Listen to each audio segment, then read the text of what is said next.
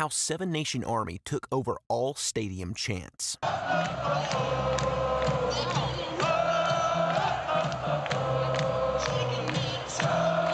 Every sport has its own unique songs and chants. Hockey has Zombie Nation, soccer has You'll Never Walk Alone, and the list goes on. But one song has become a staple across nearly every sport under the sun.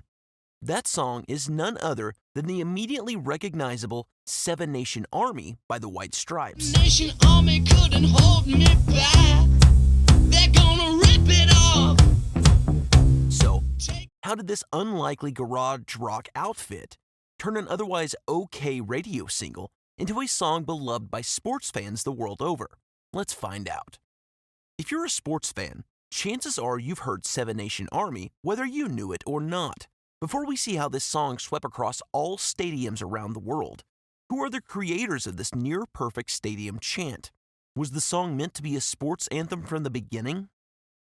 The White Stripes are a garage rock revival duo hailing from Detroit, Michigan. That's right. One of the biggest rock bands in recent history is a two-piece. In an era where K-pop megagroups and albums with production credits for over 20 different people, it's pretty amazing that two talented individuals could come up with so many smash hits since they formed back in 1997. The band is made up of Meg White, who plays drums and vocals, and Jack White, who has an impressive repertoire as songwriter, vocalist, guitarist, pianist, and mandolin player. Mandolinier? Anyway, the pair met up when Jack was a senior in high school. Meg worked at a restaurant where Jack would read his poetry during open mic nights. They hit it off and eventually got married.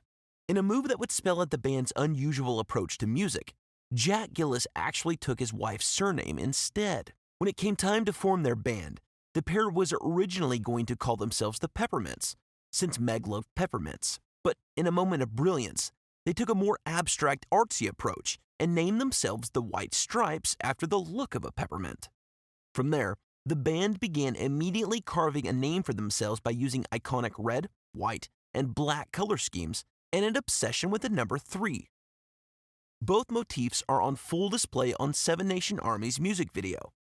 The pair ended up creating a variety of experimental music dubbed garage rock revival. But what's that mean? Garage rock was born out of the 60s, at a time when rock music was on a decline in popularity. Other, more poppy rock subgenres were forming to try to recapture public attention. But garage rock took a different approach. Instead of getting glitzy like glam rock or heady like progressive rock, garage rock took a stripped-down approach to music with minimal instrumentation, fuzzy and distorted guitars, and harsh or often yelling vocals.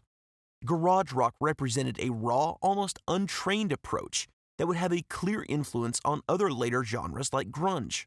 The White Stripes would become known as garage rock revival, since their music came out much later in the 90s, some 30 years after the first garage rock bands laid the foundation for the genre. Same sort of sound, but different context in its creation with different influences. It's no surprise that the White Stripes' most popular song, Seven Nation Army,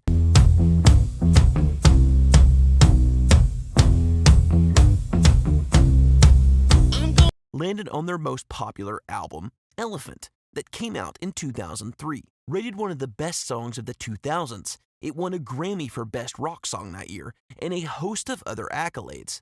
But what is Seven Nation Army even about? Well, Jack White said in an interview, the song is about a guy who discovers people are talking about him behind his back, so he leaves town, gets homesick, and comes back. At its core, it's a song about gossip. Not exactly the type of song you'd expect to hear when two American football players are smashing their helmets together. So, if it's not the meaning of the song that made it sweep across stadiums all around the globe, then what has made Seven Nation Army so popular? On top of a mismatch of lyrics and setting, the band went on hiatus after 2011. So how did the song suddenly become so popular again and with a completely different audience than it was originally intended for?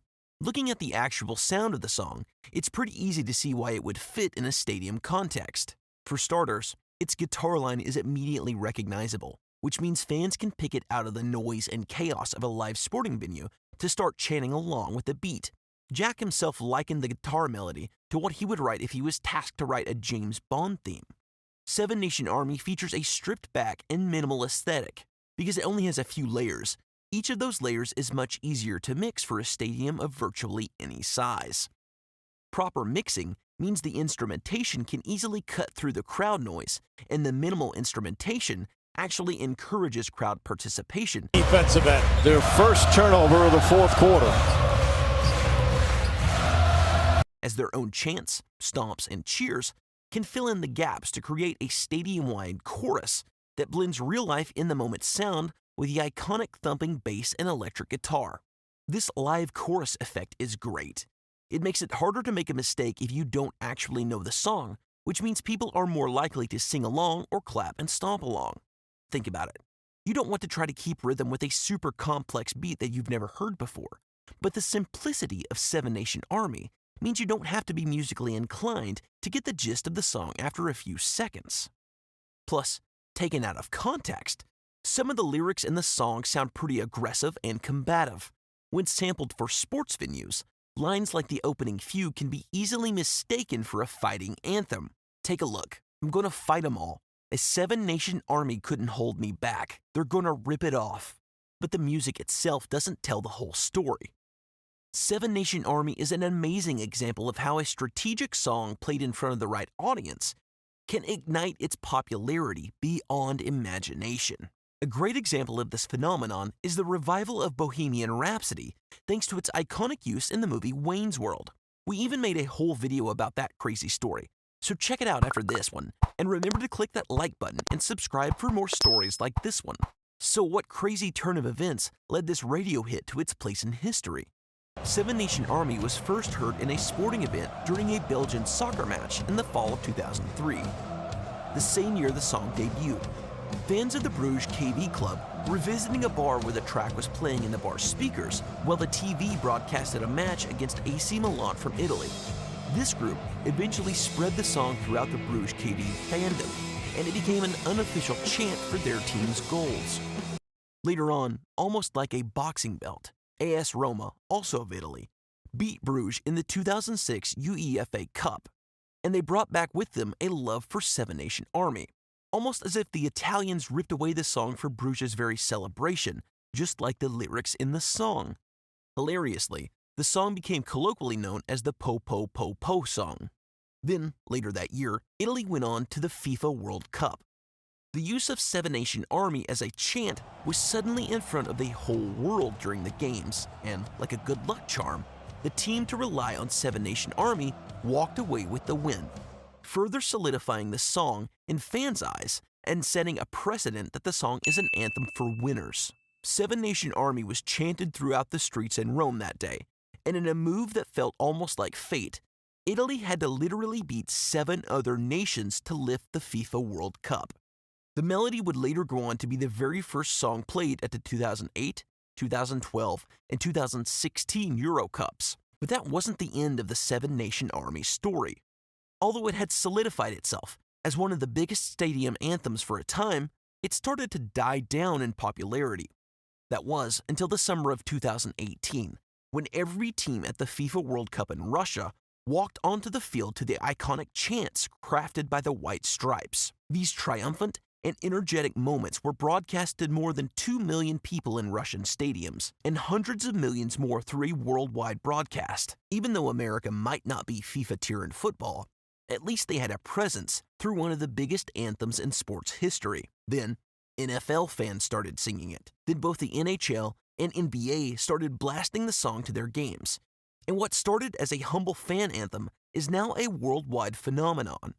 It trickles down all the way to non-professional sports, with college and high school marching bands performing arrangements of the garage rock revivalist hit. While Jack White might have intended the song to be a sort of new age folk song with hard rock roots, it's clear that Seven Nation Army found a home in much more than Wichita.